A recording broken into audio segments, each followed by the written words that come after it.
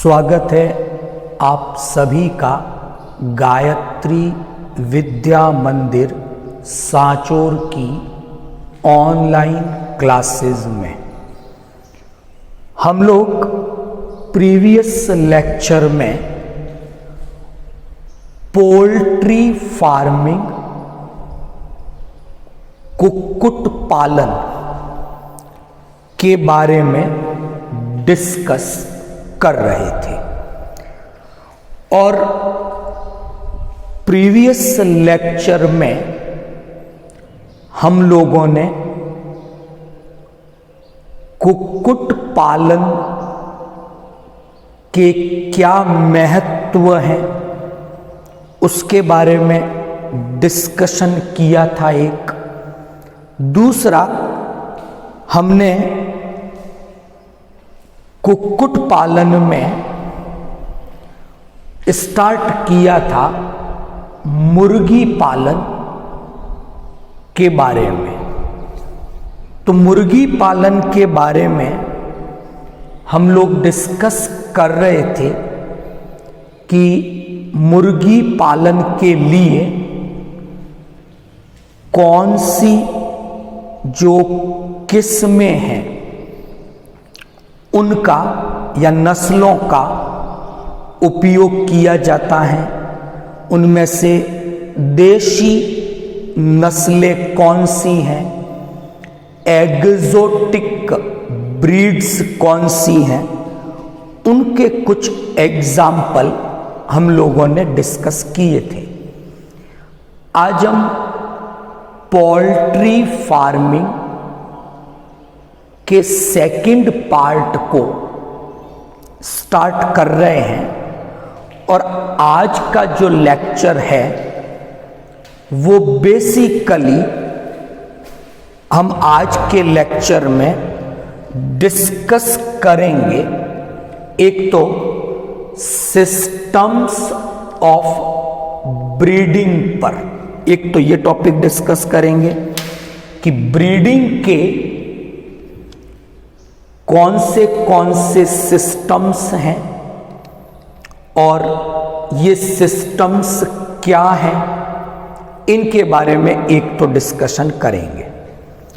दूसरा जो डिस्कशन आज का होगा वो ये होगा कि जब हम मुर्गी पालन की बात करें, फाउल की, गैलस डोमेस्टिकस की, तो जिस जंतु का ये पालन किया जा रहा है उस जंतु के बारे में, उसकी लाइफ साइकिल के बारे में, उसके जीवन चक्र की विभिन्न अवस्थाओं के बारे में हमें एक जानकारी होनी चाहिए।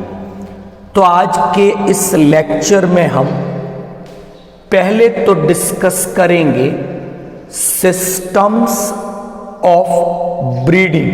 पहला डिस्कशन हमारा रहेगा ब्रीडिंग के सिस्टम पर, और दूसरी बात जो हम आज करेंगे वो करेंगे कि जो गैलस डोमेस्टिकस है, जो घरेलू मुर्गी है, डोमेस्टिक फाउल है, उसके बारे में, उसके जीवन चक्र के बारे में हम एक सामान्य जानकारी डिस्कस करेंगे।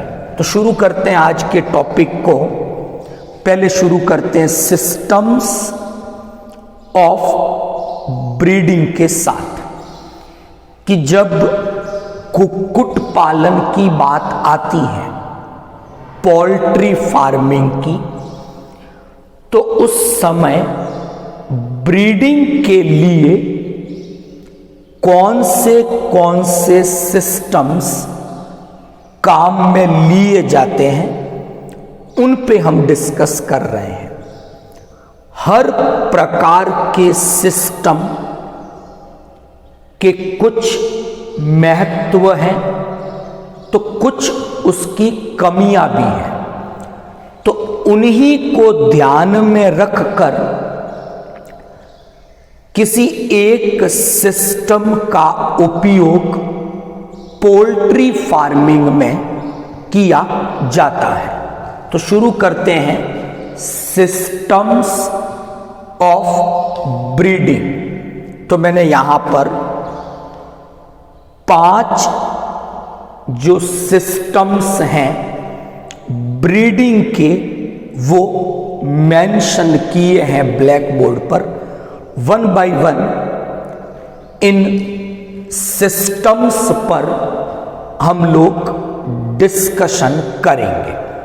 नंबर 1, जो ब्रीडिंग का पहला सिस्टम है उसे हम इन ब्रीडिंग के नाम से जानते हैं। हिंदी में इन ब्रीडिंग के लिए जो शब्द उपयोग में लिया जाता है वो है अंतः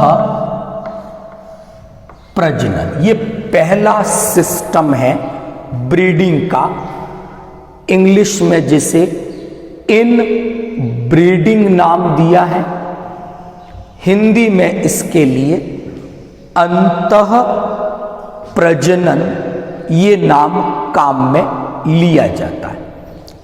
क्या है ये ब्रीडिंग का सिस्टम, समझते हैं कि इस प्रकार की जो ब्रीडिंग है यानी इन ब्रीडिंग में एक ही स्पीशीज के मेंबर्स हैं, यानी जिन सदस्यों के बीच प्रजनन करवाया जा रहा है ये एक ही प्रजाति के या स्पीशीज के सदस्य हैं। एक बात तो ये, इसलिए नाम किया इन ब्रीडिंग। नंबर 2, ये जो सदस्य हैं जिनके बीच ब्रीडिंग या प्रजनन की क्रिया हो रही है ये निकट संबंधी हैं या रिश्तेदार हैं आपस में। तो इन ब्रीडिंग या अंतः प्रजनन ब्रीडिंग का एक ऐसा सिस्टम है जिसमें एक ही जाति के निकट संबंधियों में या निकट रिश्तेदारों में प्रजनन की या ब्रीडिंग की क्रिया करवाई जाती है। Is that clear? तो ऐसे सिस्टम को इन ब्रीडिंग अंतः प्रजनन नाम दिया गया है। थोड़ा और अगर मैं सरल करूं इस बात को तो क्या चीज आती है कि निकट संबंधी का अर्थ क्या है यहां पर, पहले वो समझे। तो हमने क्या बात की कि यहां पर जो प्रजनन की क्रिया हो रही है वो एक ही जाति के या प्रजाति के उन सदस्यों के बीच में है जो निकट संबंधी है। निकट संबंधी का क्या मतलब है मैं समझाऊं तो, एक ही माता पिता की संतानें, उनके बीच में ही अगर प्रजनन हो रहा हो तो इसे इन ब्रीडिंग के नाम से जाना जाता है।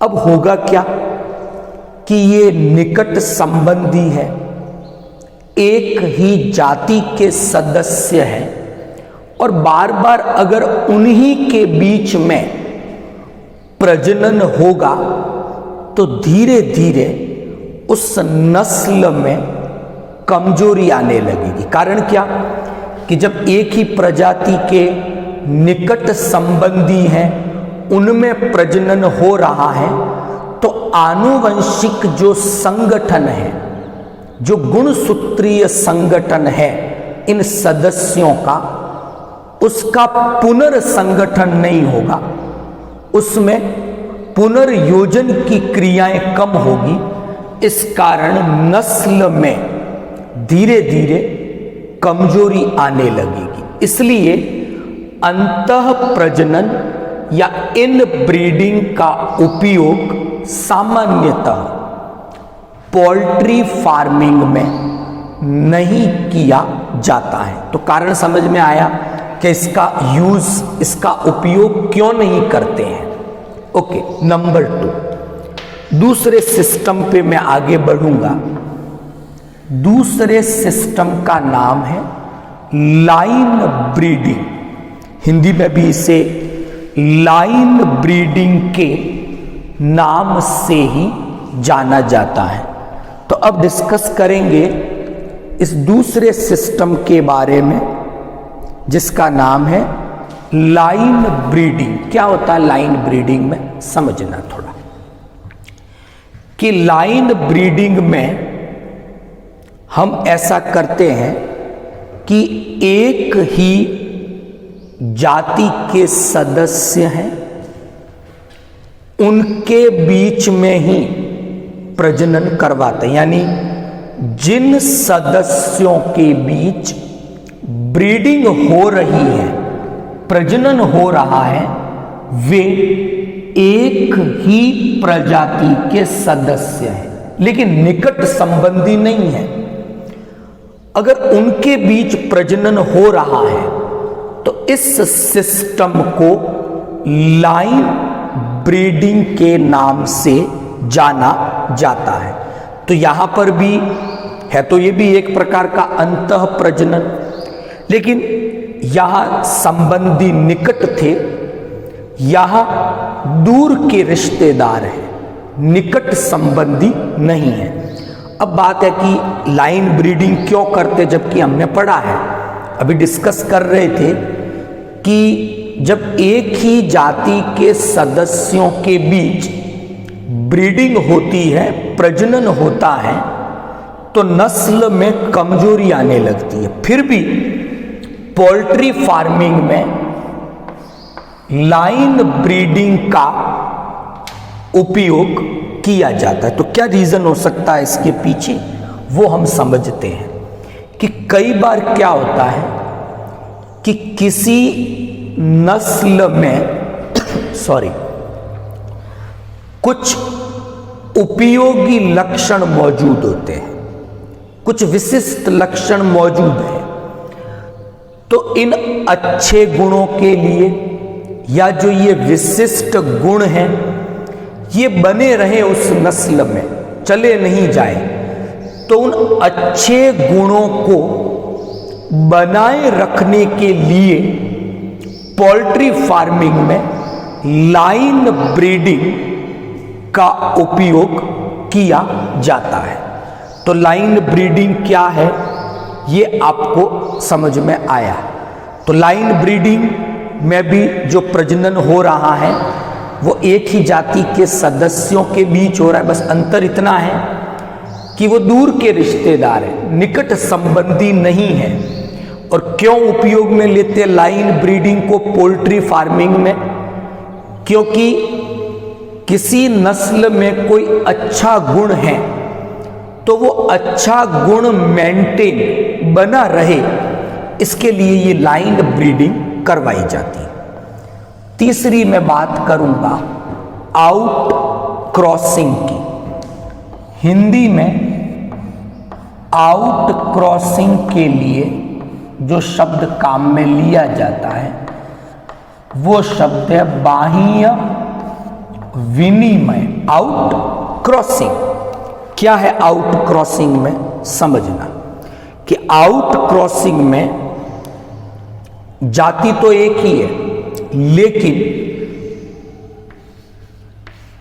एक जाति के कई सारे स्ट्रेन होते हैं। हिंदी में स्ट्रेन के लिए शब्द काम में लिया जाता है प्रभेद। तो क्या करते हैं आउट क्रॉसिंग में कि जिन सदस्यों के बीच ब्रीडिंग करवाई जा रही है, या प्रजनन हो रहा है, वे सदस्य एक ही प्रजाति के हैं, लेकिन उनके प्रभेद अलग अलग हैं। तो ऐसे सिस्टम को आउट क्रॉसिंग के नाम से जाना जाता है। तो इसका भी उपयोग जनरली पोल्ट्री फार्मिंग में किया जाता है। तो ये था आउट क्रॉसिंग, बाह्य विनिमय। एक ही जाति के सदस्यों के बीच ब्रीडिंग है, लेकिन उनके प्रभेद या स्ट्रैन अलग अलग होते हैं। चौथे नंबर पे मैं बात करूंगा क्रॉसिंग की। क्रॉसिंग के लिए हिंदी में हम शब्द काम में लेंगे, क्रॉसिंग को कहते हैं हम विनिमय। क्रॉसिंग क्या होगा? क्रॉसिंग में थोड़ा और चेंज किया कि अब जो ब्रीडिंग हो रही है, प्रजनन हो रहा है, तो जिन सदस्यों के बीच हो रहा है वे सदस्य अलग अलग प्रजाति के हैं, उनकी स्पीशीज अलग अलग है। तो दो अलग अलग स्पीशीज के प्रजाति के सदस्यों के बीच अगर ब्रीडिंग हो रही है तो इसे हम क्रॉसिंग, विनिमय के नाम से जानते हैं। और आपने पहले भी पढ़ा होगा कि जब क्रॉसिंग होती है, अलग अलग स्पीशीज के सदस्यों के बीच ब्रीडिंग हो, तो एक हाइब्रिड, संकर का निर्माण होता है। और ये जो हाइब्रिड बनता है, ये अपने दोनों जनकों से, ये जो दो प्रजातियां हमने काम में ली, एक नर प्रजाति होगी, एक मादा प्रजाति का सदस्य होगा, तो जो हाइब्रिड बना, जो संतति बनी, वो दोनों जनकों से बेहतर होती है। इसको हम हाइब्रिड विगर, संकर ओज के नाम से जानते हैं। तो क्रॉसिंग का उपयोग भी पोल्ट्री फार्मिंग में किया जाता है। लास्ट जो सिस्टम की मैं बात कर रहा हूं वो है ग्रेडिंग। ग्रेडिंग में हम क्या करते हैं, वही अलग अलग प्रजातियां हैं, लेकिन करते क्या है कि इसमें और इसमें इतना अंतर है। क्रॉसिंग में भी अलग अलग प्रजातियां थी, ग्रेडिंग में भी अलग अलग प्रजातियां हैं, लेकिन ग्रेडिंग में जिस प्रजाति का नर लिया वो शुद्ध नर है, जिस प्रजाति की मादा ली वो भी शुद्ध है, और फिर उनका हम प्रजनन या ब्रीडिंग करवाते हैं। अगर हमारे पास किसी प्रजाति के शुद्ध नर और मादा नहीं है तो उसे हम पहले प्राप्त करेंगे, शुद्ध नर प्राप्त करेंगे, शुद्ध मादा प्राप्त करेंगे, फिर ब्रीडिंग करवाएंगे। तो उस सिस्टम को ग्रेडिंग के नाम से जाना जाता है। तो आज पोल्ट्री फार्मिंग के सेकंड पार्ट में हम लोगों ने ब्रीडिंग के जो सिस्टम्स हैं वो डिस्कस किए कि पोल्ट्री फार्मिंग में पर्टिकुलरली जब मुर्गी पालन की बात आती है तो हम ब्रीडिंग के लिए कुछ सिस्टम्स उपयोग में लेते हैं। इन breeding, line breeding, out crossing, crossing और ग्रेडिंग बहुत सरल टॉपिक है। इन सब के अपने अपने महत्व हैं और अपनी अपनी कमियां हैं। तो बेसिकली पोल्ट्री फार्मिंग में लाइन ब्रीडिंग काम में लेते हैं, आउट क्रॉसिंग काम में ली जाती है और क्रॉसिंग काम में ली जाती है। अंतः प्रजनन या इन ब्रीडिंग वर्तमान में पोल्ट्री फार्मिंग के अंदर उपयोग में नहीं ली जाती। अब हम बात करेंगे आज के नेक्स्ट पार्ट पर तो जिस मुर्गी पालन की हम बात कर रहे हैं गैलस डोमेस्टिकस, जिसका कॉमन नाम है डोमेस्टिक फाउल, घरेलू मुर्गी की बात कर रहे हैं। तो जब मुर्गी पालन करें तो हमें एक सामान्य जानकारी उसके जीवन चक्र के बारे में, उसके परिवर्धन की विभिन्न अवस्थाओं के बारे में हमें होनी चाहिए।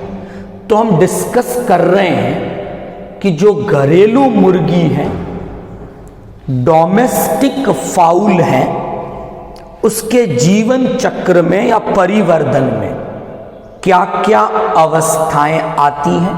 हालांकि कल इस टॉपिक को मैं कंप्लीट करूंगा, तो आज केवल एक छोटा सा इंट्रोडक्शन में देता हूं आपको। नंबर 1, मुर्गी है वो एवीज वर्ग का एक सदस्य है। 11th क्लास में आपने पूरा क्लासिफिकेशन पढ़ा है। तो पक्षी वर्ग है एक, क्लास एवीज, उसका ये एक मेंबर है। ओविपेरस जंतु है, अंडज है। निषेचन की क्रिया आंतरिक होती है और निषेचित अंडे इनके द्वारा दिए जाते हैं। यहां तक ठीक। और उसी अंडे में, उस निषेचित अंडे के भीतर डेवलपमेंट की क्रिया, परिवर्धन की क्रिया होती है। परिवर्धन प्रत्यक्ष प्रकार का है, मतलब जीवन चक्र के दौरान कोई लार्वल अवस्था इनके जीवन चक्र में दिखाई नहीं देती। तो ये छोटी सी बातें डिस्कस की मैंने। अच्छा, आप लोगों ने पक्षी देखे होंगे, कबूतर सबसे सामान्य सा एग्जाम्पल है। तो हम क्या देखते हैं कि जो पक्षी है वो क्या करता है, अपने अंडों के ऊपर जाकर बैठता है। इस प्रक्रिया को हम इनक्यूबेशन, हिंदी में ऊष्मायन कहा जाता है। अब इस प्रक्रिया में होता क्या है कि पक्षी एक निश्चित ताप अंडे को प्रदान करता है, जिसके कारण अंडे में परिवर्धन की जो क्रियाएं हैं, विदलन, मोरूला, ब्लास्टूला, गैस्ट्रूला, न्यूरूला, ये परिवर्धन की क्रियाएं शुरू हो पाती हैं अंडे में। तो इस क्रिया को हमने ऊष्मायन, इनक्यूबेशन नाम दिया है।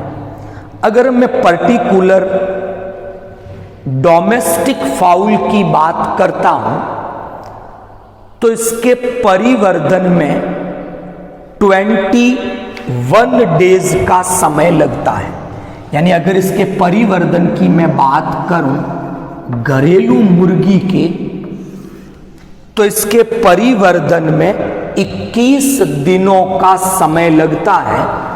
और उन 21 दिनों में जो पहले 18 दिन हैं वो इनक्यूबेशन के हैं, ऊष्मायन के हैं, और जो लास्ट 3 डेज बच जाते हैं वो स्फुटन या हैचिंग के होते हैं। तो हम परिवर्धन में क्या देखते हैं मुर्गी के कि 21 दिनों का एक समय है परिवर्धन का पूरा। परिवर्धन जंतु के शरीर से तो बाहर हो रहा है, लेकिन अंडे के भीतर हो रहा है। Is that clear? अंडे में पर्याप्त मात्रा में पीतक यौक है, जो परिवर्धन के दौरान पोषण उपलब्ध करवाने का काम करता है।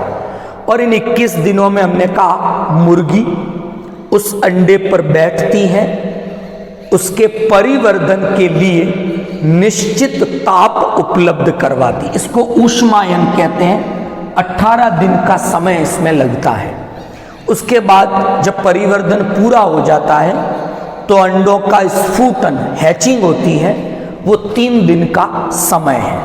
अगले लेक्चर में हम लोग डिस्कस करेंगे इंक्यूबेशन में क्या होता है और मुर्गी पालन की जब क्रिया करवाते हैं तो ये ऊष्मायन इंक्यूबेशन कैसे करवाया जाता है।